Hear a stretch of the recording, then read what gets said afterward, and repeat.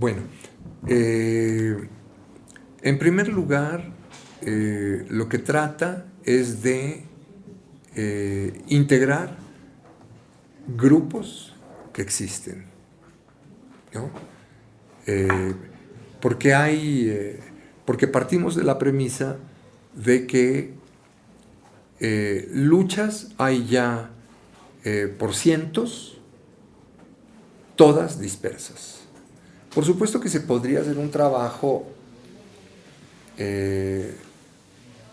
haz de cuenta, como se hacía en el sindicalismo del siglo XIX, o sea, tú mandas activistas a un lugar para que siembren la semilla y entonces levante, digamos, un foco de insurrección ahí en donde existen las peores condiciones. Sí podríamos hacer eso, es decir, que en lugares de devastación ambiental podríamos enviar a algún activista para que se meta, viva, entregue la vida y levante ¿no? la dirección de un movimiento, pero no tenemos tanto, vamos a decir, tanto capital político, entonces eso no lo podemos hacer. Antes de que el movimiento ecológico haga eso, pues lo primero que tendría que hacer es simplemente las cientos de luchas ambientales que existen por todo el país, pues que mantengan una cierta articulación. Entonces ese es, digamos, el objetivo. Forma de trabajo.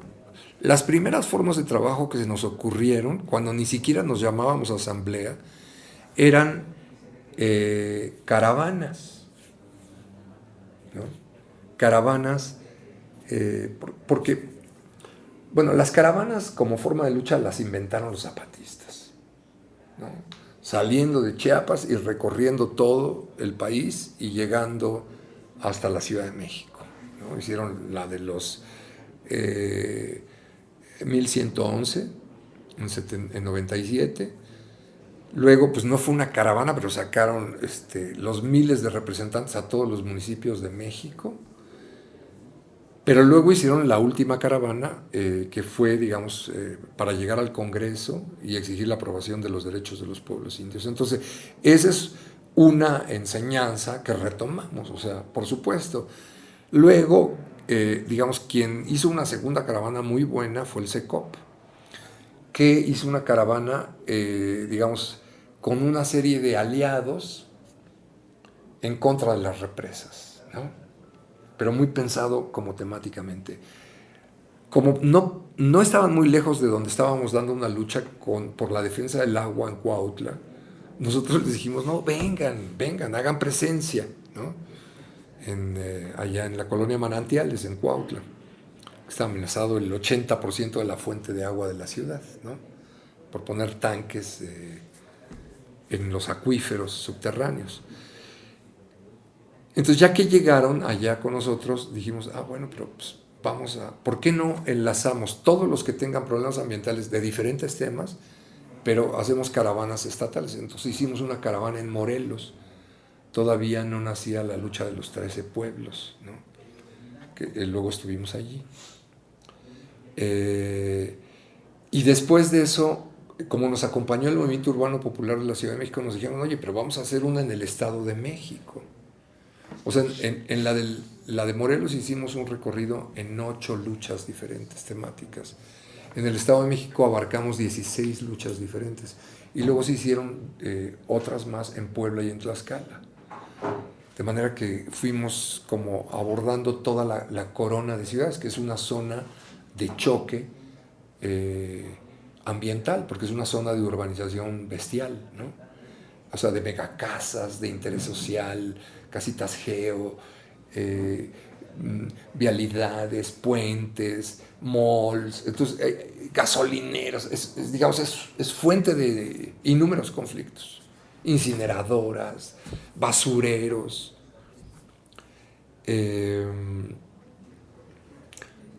Luego se vinieron movilizaciones muy grandes de todo tipo, que sobre todo promovió el Movimiento de Liberación Nacional, en donde nos invitaron a participar y estaban los conflictos de basura espantosos en Morelos.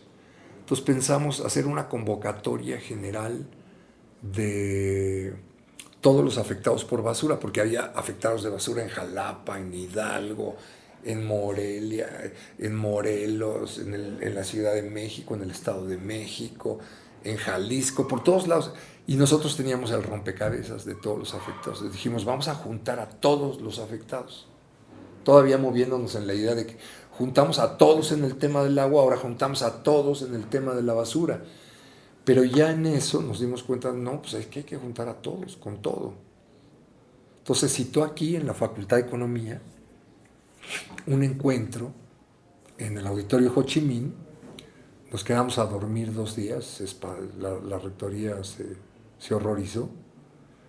Y la decisión de esa asamblea fue fundar la Asamblea Nacional de Afectados Ambientales. Entonces, a partir de ese momento, cambió la dinámica, ¿no? Es que antes, vamos a decir, éramos los mismos, pero no teníamos nombre, simplemente que andábamos buscando o inventando formas de articular cosas, pero después de eso dijimos, bueno, somos la Asamblea Nacional de Afectados Ambientales.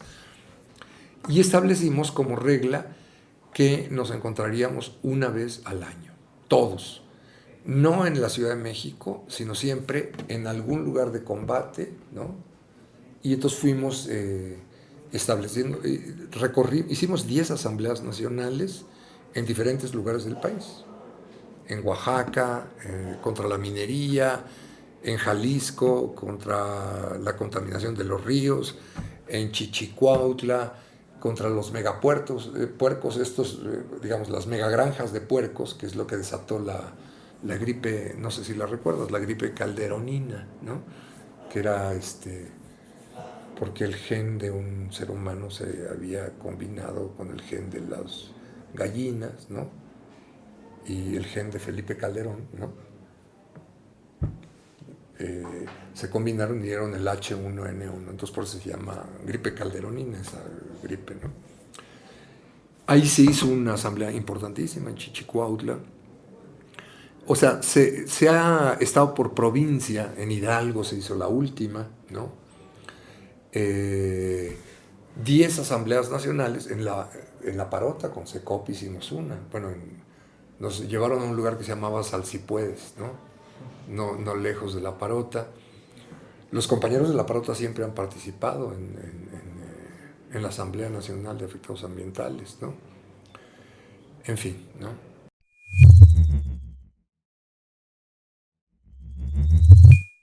Se hace de 2 maneras. Pues hay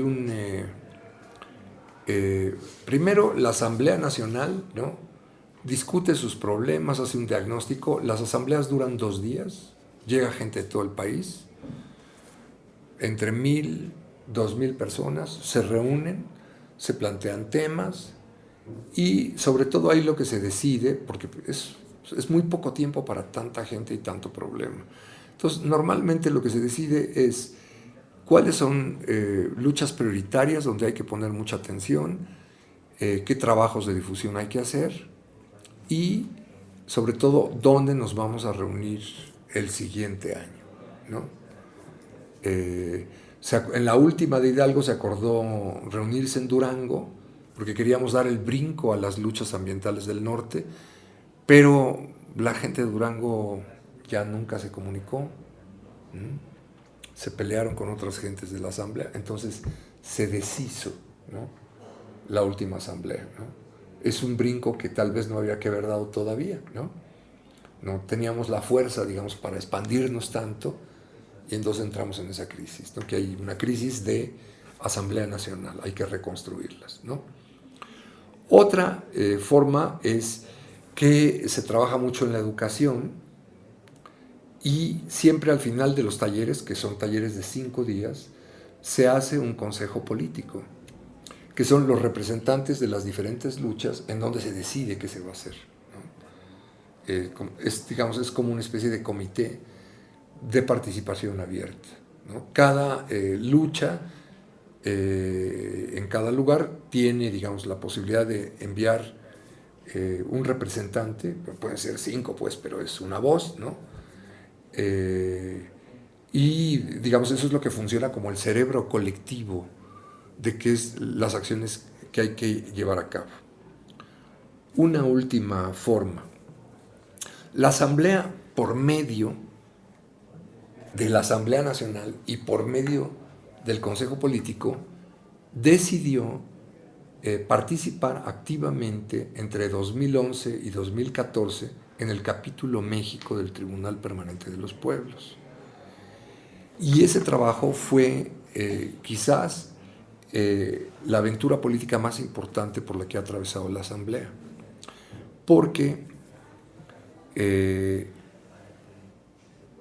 la Asamblea permitió que se llevaran a cabo 15 audiencias temáticas en 15 lugares diferentes del país. Hubo una primera audiencia, que esa quedó no en manos de la ANA, sino de los que hacen la lucha contra las represas, MAPDER creo que se llama. Se hizo una en Cherán, por la defensa de los bosques. Se hizo una preaudiencia sobre minería. Se hizo otra preaudiencia sobre basura en Cuernavaca. Se hicieron unas 3 o 4 preaudiencias contra proyectos de urbanización dislocante, ¿no? Que es una audiencia que se hizo en el Parque de Reforma Social, que es una lucha popular tremenda, en colindancia con las Lomas, es una lucha fabulosa. Se hizo otra en Tepoztlán, que es una zona de frontera, así como de expansión urbana, que estaban peleando contra la carretera, esta que hacía Felipe Calderón, la de Tradeco. Se hizo una en Chichicuautla, que es una comunidad del CNI. Se hizo otra en Atenco. Se hizo otra en Veracruz, en una zona de altísima industrialización.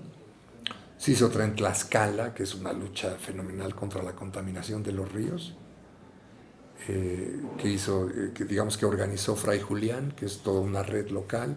Se hicieron 15 preaudiencias.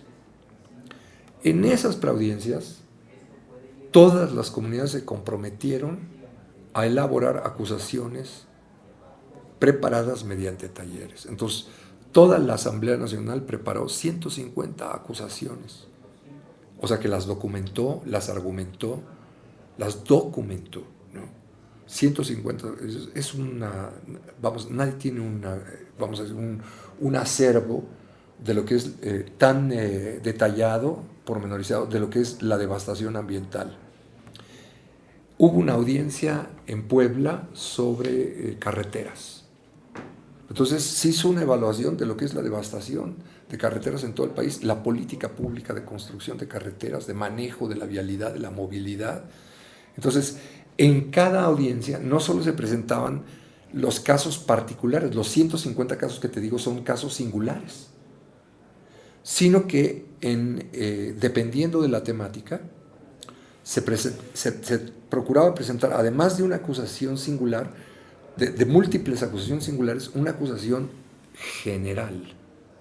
Acusamos al Estado mexicano por una política de carreteras de tal o cual característica. Acusamos al Estado mexicano por una política de urbanización dislocada por tal o cual cosa. Entonces, se generó un material reflexivo general que todo desembocó en una audiencia temática final, que fue la audiencia temática final de medio ambiente. El capítulo México le dio cabida a 10 temas. Uno de los temas fue medio ambiente, otro de los temas fue maíz y otras cosas que ya no son ambientales. Bueno, el motor del capítulo México fue la Asamblea Nacional de Afectados Ambientales. Nadie hizo tantas preaudiencias ni generó tantas acusaciones.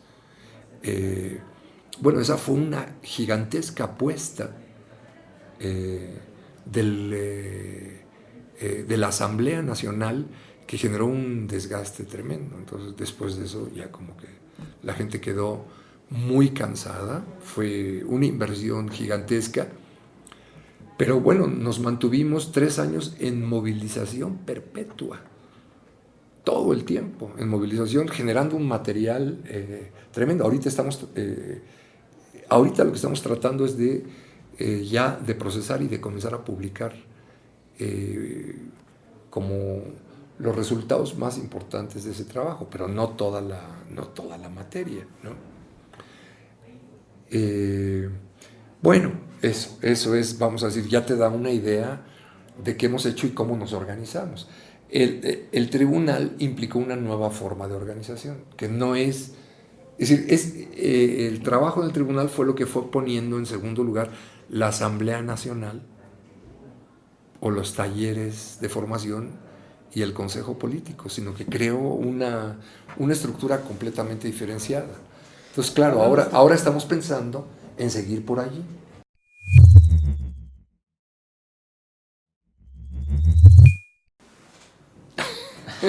Me la pones difícil. Bueno, pues, ¿qué te digo? Hay luchas dispersas, ¿no? Por todos lados.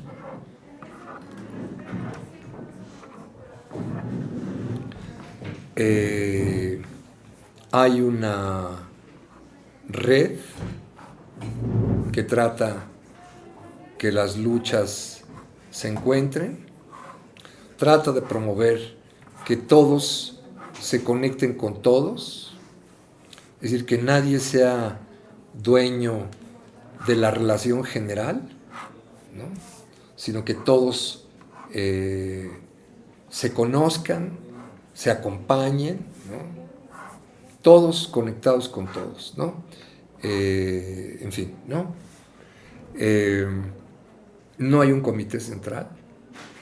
Entonces hay algo que pretende articular más fluidamente, porque hay, vamos a decir, hay una manera general de reunirse, vamos a decir, este círculo es la Asamblea Nacional, ¿no?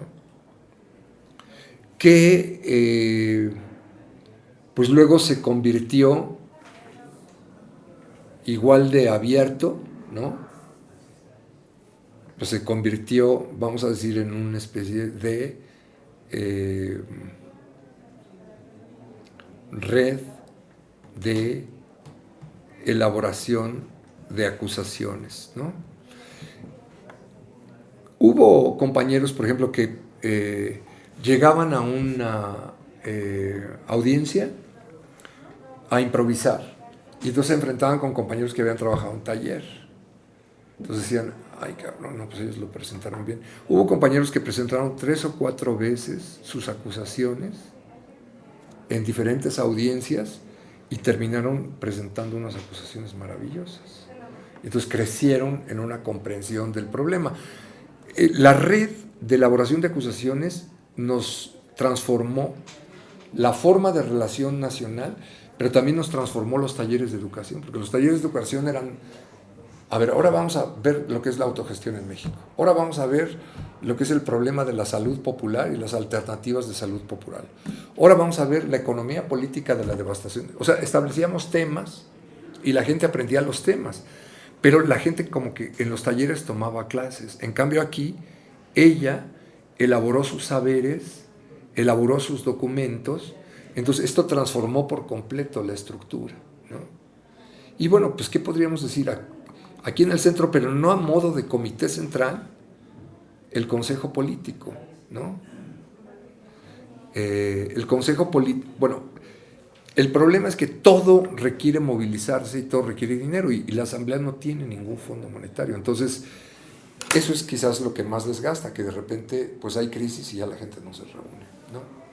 Pero pues quizás, no sé si pensándolo más luego les cambiaría el esquema y se los dibujaría de otra manera, pero así al bote pronto te...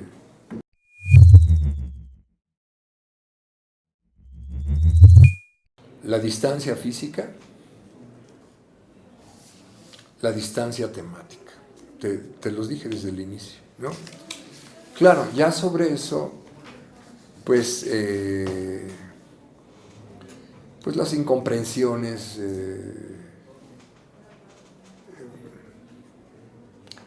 sobre si X, Y o Z tiene más protagonismo que los demás, ¿no?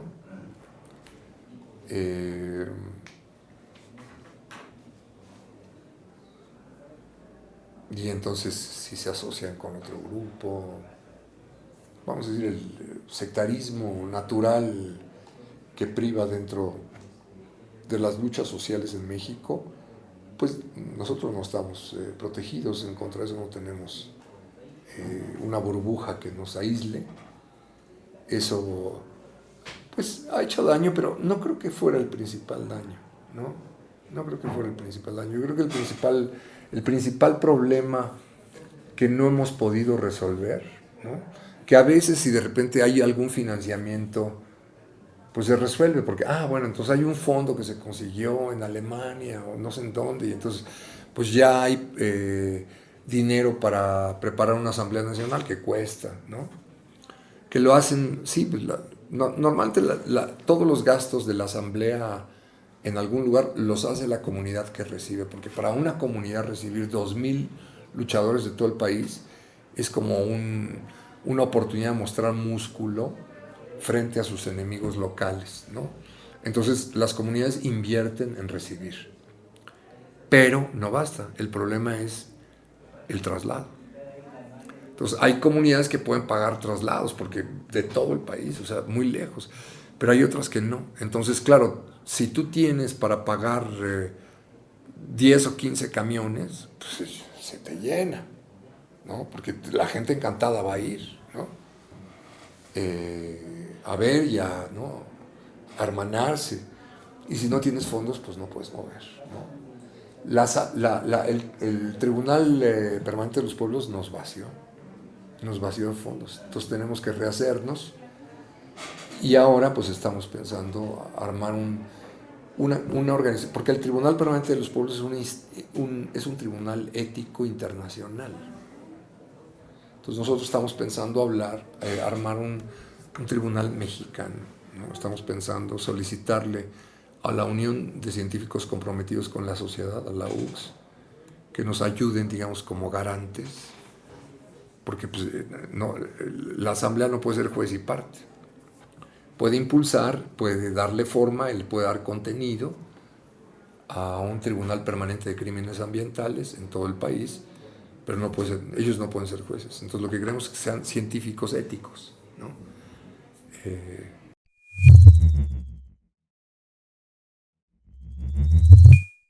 El principal son las principales movilizadoras, son dirigentes espontáneas, mayoritarias, ¿no?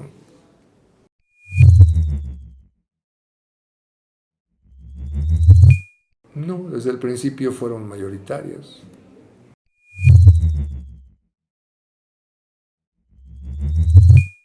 Bueno, pues es que liderazgo, pues sí hay un grupo promotor, ¿no?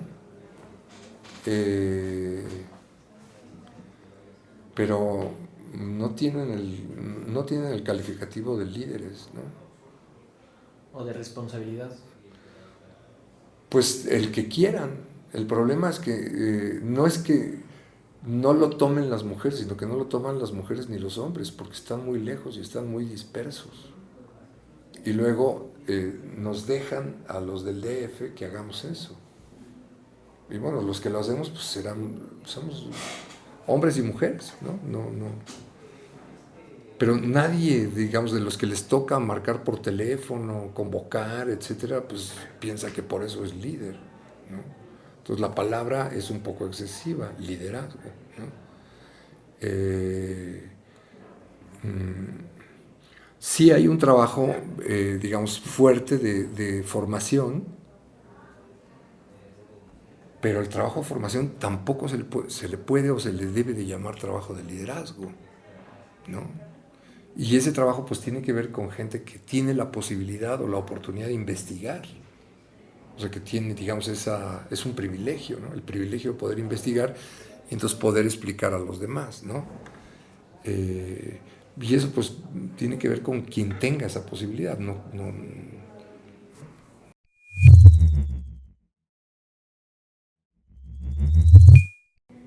la que quiera, la que quiera. No ha sido un problema eso nunca, ¿no? Porque siempre, ¿qué será? Pues serán en las asambleas, en el consejo político, pues no sé, es que depende mucho de los que lleguen. A veces son mayoría las mujeres, a veces no. pero no, no es digamos, ese es un problema general de la sociedad mexicana, pero que en la asamblea no es un problema, ¿no? Porque es como más suelta, es más fluida. O sea, pueden tomar la mayoría de mujeres decisión y no pasa nada.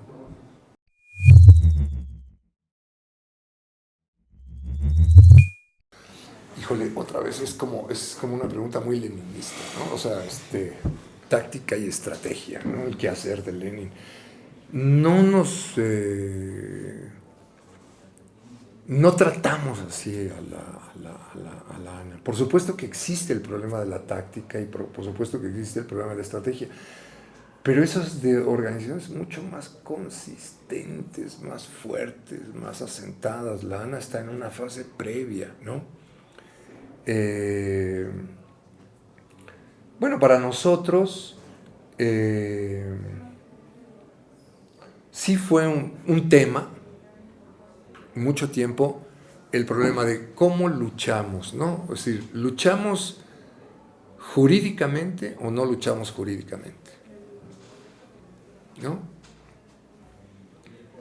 Bueno, en esa discusión, la idea a la que se llegó es, la lucha jurídica no la vamos a ganar nunca porque el Estado mexicano está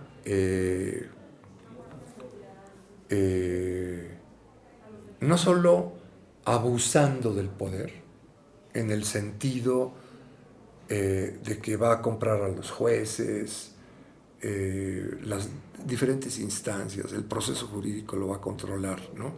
Sino, ojalá no más fuera eso. El problema es que si aplica las leyes ya nos chingamos, porque las leyes ya fueron deformadas en favor del Tratado de Libre Comercio. O sea, las leyes ya no... O sea, aplica la ley de servidumbre, la que acaban de decretar en 2014 en las comunidades indígenas que van a ser despojadas, pues si aplicas la ley es una ley de despojo. Entonces, ya cuando tú tienes una ley de despojo, pues ya no es un problema de abuso de poder, es un problema, como lo llamamos en el tribunal, de desvío de poder. Entonces, en ese sentido, pues la lucha jurídica está perdida de antemano, en términos generales, ¿no? En términos generales. Ahora, en términos particulares, no. En términos particulares, mientras llevas a cabo una lucha jurídica, haces tiempo. Y en la lucha, el tiempo es una cuestión de vida o muerte. Mientras tengas tiempo, puedes, porque vamos a decir, la lucha ambiental se da en el momento en que los actores reaccionan, antes no. Ya que reaccionan, normalmente es demasiado tarde, porque ya hicieron manifestaciones de impacto ambiental, porque ya metieron procesos jurídicos, porque ya realizaron inversiones de Estado, porque ya están todas las mega obras, porque ya viene la maquinaria, porque, o sea, ya viene toda la agresión y además te vas a enfrentar con unos medios que van a llevar a cabo un linchamiento informativo. Entonces, tienes días, semanas para hacer una acción, haces una acción desesperada, la gente toma las carreteras, perfecto, ya tomaron las carreteras, ya violaron la ley, entonces tomas presos a los dirigentes y entonces ya toda la lucha va a ser por liberar a los dirigentes, ya no para parar el megaproyecto. O sea, tienen una ingeniería de ataque sobre la resistencia popular fenomenal. Entonces, en esas circunstancias, tener buenos abogados que metan, ¿no? Instancias pueden darle a la lucha semanas, meses, años, que son vitales para la organización de la comunidad, para la toma de conciencia, para la ampliación. El caso ejemplar es la lucha de Tepoztlán. Contra la carretera estaba perdida, pero metieron una serie de instancias jurídicas, todavía no puede avanzar el proyecto. Y entonces la comunidad se rehizo la identidad de Tepoztlán estaba súper desgastada, entonces se rehizo la identidad, tomaron tiempo y pudieron resistir mejor. Ahí participó la asamblea a través del tribunal, haciendo una audiencia en la plaza pública de Tepoztlán que los ayudó a reconfigurarse localmente. No nos debe nada, no. Nosotros simplemente nos dijeron eso cuando les preguntamos, bueno, ¿sí les ayudamos o no les ayudamos? Sí, nos dieron tiempo, porque metimos abogados, en la asamblea hay abogados, ¿no? Entonces, nosotros lo jurídico lo consideramos, vamos a decir, en términos tácticos como la posibilidad de obtener tiempo. En términos estratégicos hay dos caminos, ¿no? Uno, la lucha contra el Estado mexicano y el libre comercio, ¿no?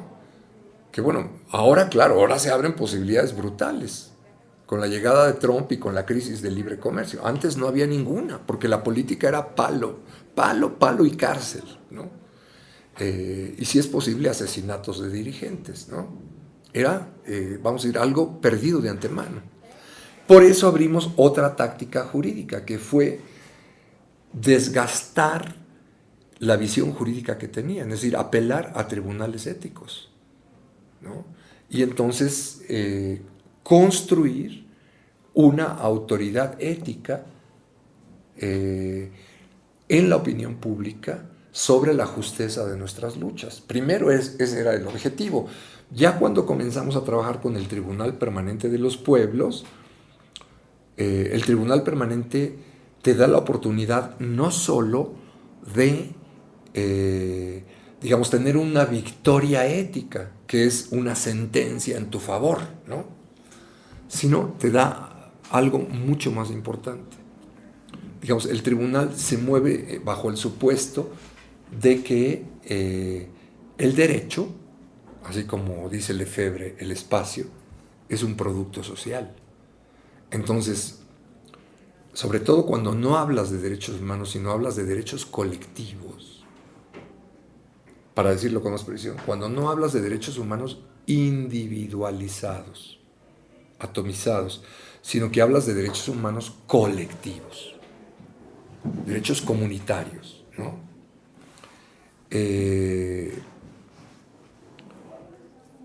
Bueno, la producción social del derecho es algo que ejercen las comunidades. O sea, los acuerdos de San Andrés es un derecho colectivo producido por las comunidades indígenas discutiendo su derecho a la autonomía.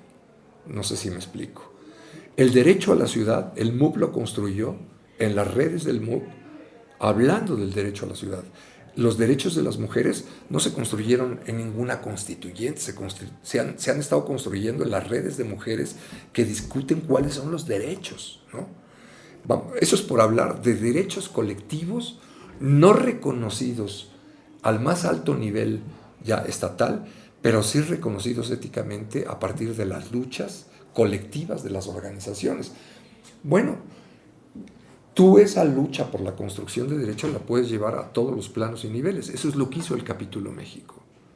Entonces, en esa lucha se metió la Asamblea Nacional de Afectados Ambientales. Esas son las 150 acusaciones de las que te estoy hablando. Es toda la construcción, es toda una imaginación a detalle de cuáles son los derechos ambientales que hoy nos hacen falta en México, en función de todos los conflictos específicos que están ocurriendo. Entonces, no solo es que ganamos en que nos dijeran, sí, es un desastre el medio ambiente en México, cosa que ya todo el mundo sabe, ¿no? Bueno, no todo el mundo, pero sí hace falta esa victoria. Pero es muy diferente digamos, el triunfo ético general a esa tematización sobre las necesidades jurídicas que implicaría la reconstrucción ambiental del país. Eso se ganó en ese ejercicio y eso es estratégico, pero es una estrategia un poco más mediata, no es inmediata, porque para eso se necesita. Es decir, nosotros pensábamos que estaba un poco lejos, porque pensábamos que Hillary Clinton ganaba y el Tratado de Libre Comercio se mantenía. Pero ahora que ha caído Hillary Clinton y que Trump se cierra sobre sus fronteras y que los neoliberales mexicanos están en graves problemas para reproducir el Tratado de Libre Comercio, vienen cambios de condiciones, viene una coyuntura probable de reconstrucción del mercado interno, y entonces vienen formas, o sea, nos vamos a enfrentar a una circunstancia muy diferente. Entonces, frente a esa circunstancia diferente, el trabajo de la Asamblea tiene que renovarse, tiene que replantearse por completo.